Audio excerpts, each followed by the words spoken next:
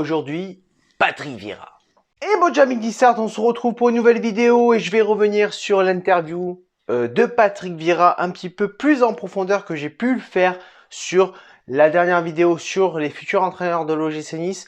Voilà, j'ai pris aussi le temps de me calmer pour pas tout niquer. Voilà, parce que c'est vrai que Patrick Vieira qui sort du silence, ça faisait un moment que je l'attendais, mais au final, il est sorti du silence. J'aurais préféré qu'il ferme sa gueule en fait. Donc voilà, on va revenir vite fait sur les points les plus importants de cette interview. Et notamment, tu verras que Patrick Vieira, le seul argument qu'il a dans cette interview-là, c'est que la première année, il a fini 7e avec l'OGC Nice et la deuxième année, il a fini 5e sur une saison qui ne s'est jamais terminée. J'ai l'impression que c'est les seuls arguments de Patrick Vieira. Il va énoncer à la fin aussi qu'on ne retiendra que les mauvais moments des saisons qu'il a faites avec nous et que les bons moments, on ne les retiendra pas. Alors après, l'erreur est collective. Sur le cas Patrick Vieira, l'erreur est collective. Les ambitions évoquées de par les Chinois les premières années et ensuite Ineos, et les armes données en fonction de Patrick Vieira, pour Patrick Vieira, n'étaient pas forcément en adéquation avec les ambitions nommées. Alors sur ça, je suis d'accord avec toi, Patoche. J'ai aucun problème avec ça. D'ailleurs, si tu veux me contacter, tu peux le faire par mail, tu peux le faire par Instagram, évidemment. Et je peux t'organiser une interview qui ne sera pas une interview journalistique, mais qui sera une interview d'un supporter Nissart. Voilà. Donc, je suis assez d'accord sur le fait que, oui, les armes n'étaient très certainement pas en adéquation avec les ambitions nommées par Ineos.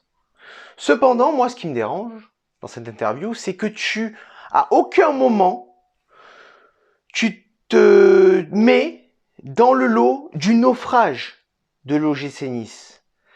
À aucun moment, avec ton ego surdimensionné, tu évoques que tu as fait des erreurs avec l'équipe, que tu n'étais pas forcément le bon capitaine de bateau et que le bateau peut-être était trop grand en fonction de ce que tu pouvais entreprendre à l'OGC Nice. Moi, le truc qui me dérange, c'est qu'à aucun moment tu as su maintenir le bateau à flot et éviter la noyade. Alors, tu évoques aussi l'enthousiasme qu'il y avait par rapport aux ambitions du club, avec notamment les Chinois, puis après avec l'arrivée du club Ineos, et tu prétends que les ambitions étaient beaucoup trop hautes, l'enthousiasme était beaucoup trop haut par rapport aux ambitions nommées. Cependant, papa, je te rappelle aussi que tu as signé pour ça, que tu as signé pour un club qui comptait s'instaurer au niveau de l'Europe, qui comptait s'instaurer dans le top 5 de la Ligue 1, qui comptait aussi quelque part passer un cap. Tu as signé pour ça. Après, les Chinois sont partis, River et Fournier sont revenus et le groupe Ineos est venu à reprendre l'OGC Nice en main. Tu as prolongé ton contrat. Donc j'ai envie de te dire, si tu n'étais pas prêt déjà, de par les ambitions des Chinois, du groupe sino-américain, si tu n'étais pas prêt au niveau de leur ambition et que tu sentais que la barque, tu n'allais pas la tenir, pourquoi tu as prolongé le contrat avec le groupe Ineos, avec un président que tu ne portais pas dans ton cœur, un directeur sportif qui te donnait son soutien, certes. Mais dans ce cas-là, soit tu fais un solde de tout compte, soit tu ne prolonges pas le contrat, sachant ce qui s'est passé les années précédentes. Chose que tu n'as pas fait, Patrick. Ensuite, pour continuer, la question posée à Patrick Vieira, c'est quand tu es arrivé à l'OGC Nice, le but était de perpétuer le beau jeu qui était instauré depuis quelques années. Penses-tu avoir rempli ta mission? Et là, il dit, j'ai fini 7e et 5e. Je pense que tu réponds un petit peu à côté de la plaque, puisqu'on te demande si le beau jeu a été produit à l'OGC Nice, si le jeu instauré depuis quelques années a été perpétué, et tu parles de 7e et 5e place. Je te rappelle que tu peux être 5e du championnat de Ligue 1 et avoir un jeu complètement dégueulasse. Hein. On continue un petit peu dans les déclarations lunaires de Patrick Vieira d'après-match. Alors, ça me dérange pas. Ça me dérange pas. Mais encore une fois, tu vois que le garçon a gardé ce côté égo surdimensionné et que le mec, malgré son limogeage, n'a toujours pas évolué. Alors bien évidemment, après, il évoque le style de jeu, bien sûr, qui était la possession de balle et le fait de repartir vers l'arrière. Sauf que papa, ça fait à peu près 7 ans qu'on a ce style de jeu-là. T'as pas inventé l'eau chaude, tu n'as pas révolutionné le monde du football et tu n'as pas révolutionné le système de jeu, le système tactique de l'OGC Nice. Parce que toi, on repartait pas de l'arrière, on repartait quasiment des tribunes. Hein, non, mais parce que qu'on se le dise à un moment donné, ça me paraît problématique. Alors après, il ose dire que si on n'a pas vu ou qu'on n'adhérait pas à ce système de jeu, presque, c'est pas son problème. Mais pendant 30 mois, papa, tu ne t'es jamais remis en question. Pendant 30 mois, tu n'as jamais changé le système de jeu de l'OGC Nice, qui n'était certainement pas adapté aux joueurs qu'on avait en possession pendant 30 mois.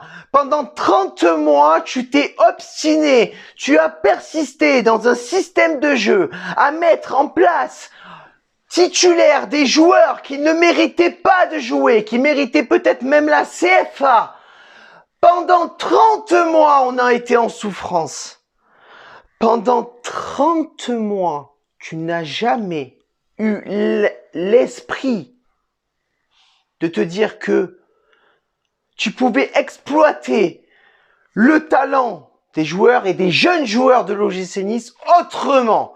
Pendant 30 mois, tu nous as fait de la merde. Et après, tu te dis que tu n'as pas compris le limogeage envers ta personne de l'OGC Nice. Tu n'as pas compris, tu en as voulu au staff. Après, j'ai envie de te dire, normal, sur ça, normal. Parce que c'est une erreur collective. Donc, que tu en veuilles au staff qu'ils te virent alors que ils ont leur part de responsabilité, ça, je peux le comprendre. Que sur le coup, il y a de la colère, mais que sur la durée, plus ou moins, tu leur en veux pas, je peux le comprendre aussi. Mais nous, pendant 30 mois, on a souffert aussi. On a énormément souffert. On n'a pas compris tes tactiques. On n'a pas compris tes phrases lunaires. Par exemple, un match dégueulasse de Miziane Maoulida. Oui, Miziane, sur ce match, j'ai bien aimé. On n'est pas la pire équipe de Ligue 1, mais on n'est pas la meilleure. On n'est pas la meilleure équipe de Ligue 1, mais on n'est pas la pire. Ben ouais, parce qu'à un moment donné, classé entre la 2e et la 19e équipe de Ligue 1, tu n'es pas la meilleure, mais tu n'es pas la pire. Ça paraît assez logique jusqu'à preuve du contraire. On est plutôt assez d'accord sur ce sujet-là. Mais pendant 30 mois, tu nous as fait chier, PV. Tu nous as fait chier. Oh, Patoche, tu nous as fait chier. Tu as mis au placard des joueurs parce qu'ils ont touché ton ego, parce qu'ils te tenaient tête et que peut-être ils avaient raison. Mario Balotelli tenait tête à Lucien Favre parce qu'il disait que le système de jeu n'était pas adapté à l'équipe. Au final, peut-être que maintenant, à l'heure actuelle, on se rend compte que peut-être il avait raison. Sauf que toi, tu n'es pas Lucien Favre. Tu vois ce que je veux te dire? Moi, mon problème, il est là. Avec tes phrases lunaires d'après-match. Hein, on est d'accord? Ton ego surdimensionné que tu n'arrivais pas à canaliser. Toutes ces choses-là ont fait qu'on t'a détesté alors qu'à la base, au début, je vais pas te le cacher, au début, je t'aimais bien. Je t'ai beaucoup défendu. Mais arrivé à un moment donné où l'alchimie ne se crée, elle était plus fondatrice. L'alchimie n'était plus fondatrice et je te détestais. Donc voilà, en gros, Patrick Vieira est sorti de son silence et comme je le dis, Patrick Vieira aurait mieux fait de fermer sa gueule. Alors oui, des fois tu me diras, Tonissa, il vaudrait mieux que tu fermes ta gueule parce que tu dis des conneries. Oui, oui, je dis des conneries, mais par contre quand je dis des conneries, je les assume. Hein, et je porte mes cojones. Sauf que là, j'aurais aimé que Patrick Vieira porte ses cojones pendant cette interview, qu'il dise les vérités, qu'il dise même certaines vérités qui t'a fâché, mais qui mettent de la lumière sur certains points qui étaient obscurs, chose qu'il n'a pas fait. Un peu comme Zinedine Zidane, qui ne se mouille jamais. Tu vois, c'est ça qui m'a dérangé dans cette interview, dans toutes ces déclarations qui, au final, on aurait dû apprendre des choses et au final, on n'a rien appris. Voilà, Mick Nissar, du coup, ça y est, j'ai vidé mon sac pour la dernière fois par rapport à Patrick Vieira. J'espère ne plus revenir sur cet entraîneur, j'espère ne plus revenir sur cette personne jusqu'à la fin de ma vie. Et peut-être qu'un jour, il reviendra entraîneur de l'OGC Nice. Mais bon, d'ici là, peut-être qu'il aura pris du galon. Mais en attendant, blague à part, c'était mon dernier vidage de sac. Je suis content de l'avoir fait. Ça m'a fait plaisir. Ça m'a soulagé. Je suis content. J'ai tout lâché. Et sur ce, on se retrouve pour le débrief de Nice-Montpellier dimanche à 13 h au stade de l'Alliance Riviera. Sur ce, ciao viva, la Bayetta et Issa Nissa.